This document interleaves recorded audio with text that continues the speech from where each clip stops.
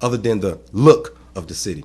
So I figured we need new leadership to take us into a new direction. I see. Now, in the city, we know that there is unrest between the city council, the administration.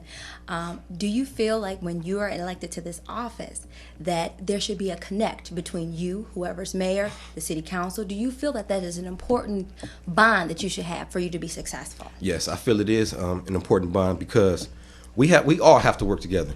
Because this is just no one person city. It's not the state representative city. It's not just the mayor city. It's not just the council city. It's all our city. And we are representative of the people. So we have to work together because if the city or the state is fighting amongst each other, how do they expect the residents to react or to act? If they see unrest between us, it's going to be unrest in the streets, and it's going to be unrest between those folks. So we have to collaborate on each other. Not only that, because we need each other. We need that connection between the city and the state to make things and to progress our city along. So it is very important that we have that bond with each other. Okay. Well, guys, we're going to take a quick commercial break, and we're going to talk more with Eleazar Barzart.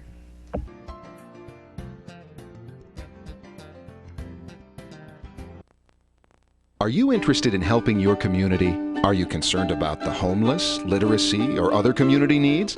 Would you consider mentoring a young person, helping an older adult, or planting a garden?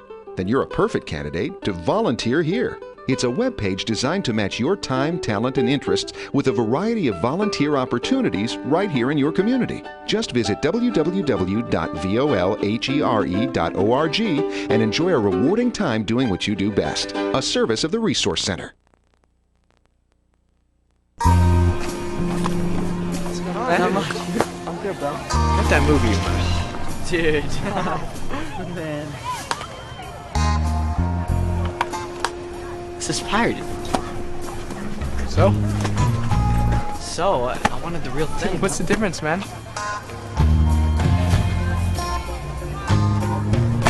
The difference?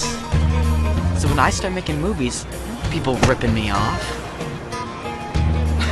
I wouldn't rip you off, man. Prove it.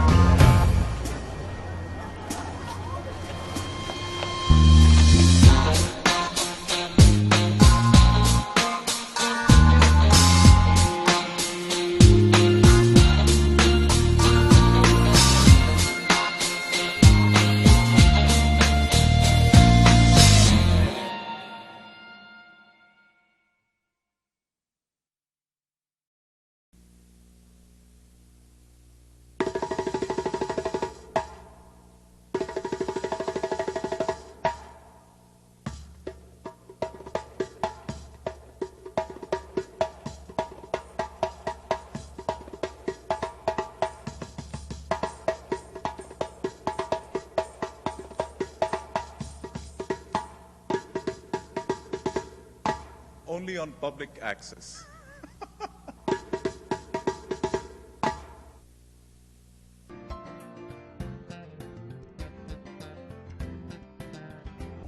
Welcome back, Flint. Again, thanks for staying tuned to Meet the Candidates. I am your host, Kesha Hoey. In our studios, we've been talking to Eleazar Barzart. Before we went to commercial break, we were talking about the politics in Flint. People flip-flopping, if you will. Just taking a step back on how you initially got into the race. Okay. For the viewers that don't know, you can pay $100 to get on the ballot for state representative. You took a different route. You went out to get the 200 signatures that were required, opposed to paying the $100. Right. Your signatures were, what's the word for it? Challenged. Challenged. Yes. Can you talk to us about that? Yes. Well, my whole thing was, you're right, you can either pay $100 or get 200 signatures. I wanted the people to nominate me to run. So that's why I went door to door, to knocking on the doors to get the people to nominate me for the next state representative. I figured paying $100 was just taking a shortcut and not really getting the people's input. But in doing so, I had 287 signatures. You only needed 200.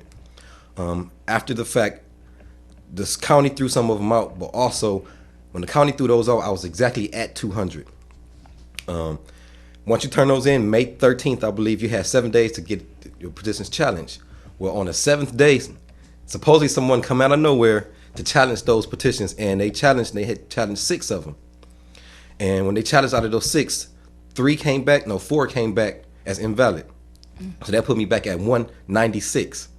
So I had to go back and try to look at those signatures and then challenge to get back on the ballot, because I originally got thrown off after I wasn't on there. So I had to challenge those. I challenged those petitions, and then I came back. I challenged 14 of them, and I ended up having 5 come back. So that put me right back. I was 1 over, so I was 201. So I actually got back on the ballot. But I'm not sure. The lady, her name was Sherry Lee Forrest. I don't know what the reasoning was behind it. I have never met the lady. She's never met me. So I don't know what the rift was between it. But politics, I have my ideas. So, yeah, we all but do. for the most part, I'm back on the ballot. That's right. We're moving forward, and we're going to win this thing on August 5th. Okay, so you're talking about this controversy with the petitions. Mm-hmm. The state, the city, the county, all are facing, the country, Right. economic deficits. Why run, Eleazar? Why not wait maybe 4 years from now when the economy may turn over? Things may look better for you. Why run at this point? Because we cannot wait. We cannot wait for me to run, and not necessarily just me. We cannot wait for that right representation for our city. I say that the right representation because the average age of Flint is 30.6, but the majority of people running the city are 50 and above.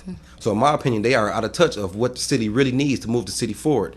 They don't know what some of the people our age and younger are really facing out here in the community to really and what is stopping them from really getting ahead, and in turn stopping the city from getting ahead. Like I said before, is that a lot of them feel that jobs is the right answer. Jobs is the answer, or more police is the right answer, and things like that, or open up the city jail. But it's situations you have to get to before those points stop. It's something that happened before this person became a criminal. No, it's things like that we have to look at first, and then try to fix those things. And then a lot of those things we won't have to focus on so much if we educate our community. And once we educate our community, I think things will start to fall into place, and then we can really start reaping the benefits that the city has so desperately needs. Now, of course, like I just said, economics. The economic state of this state, in this city, our county. What legislation are you going to propose to help the economic development in our city? Well, one thing we can look at doing is giving incentives to businesses to come to Flint. We give some incentives for businesses to come to Flint. They give them they'll be more tuned to come to this area. But also that we have to look at ways that we can make money for our city. Like one of the ways I talk about, we don't have a grocery store within the city. We don't really have a grocery store within the Flint city limits. Myers is outside of the city. Kroger's are outside of the city. We have Save a Lot and Landmark, but those are really small entities, but they are not as big as those other ones, and not as frequently visited by like a lot of the other ones, because a lot of people go outside of the city. So a lot of that money is not coming into the city, is again going back out. Just like in the Genesee Valley, a lot of that money is going outside of the city. So we're spending a lot of our money outside of the city. If we find the simple ways like the grocery store, that's ways that we can put money back into our city and then start to build on things like that. Once we start to build on things like that, like I said again, we have an economic foundation we can start from, and then start looking on the outside to bring businesses in. Now, another hot topic, obviously, is crime. Yes. How would you address that once you're elected to the office? Well, I believe we do need more police officers to be able to patrol our streets and things like that. But again, it goes back to the education part. With a 67, like I said, for this show, we'll say 50%. So with that 50% dropout rate, that means those are 50 people. If we say 100 people, those are 50 people that's not in school. So they are going to find alternative ways to make their money, which is in drugs. And the drugs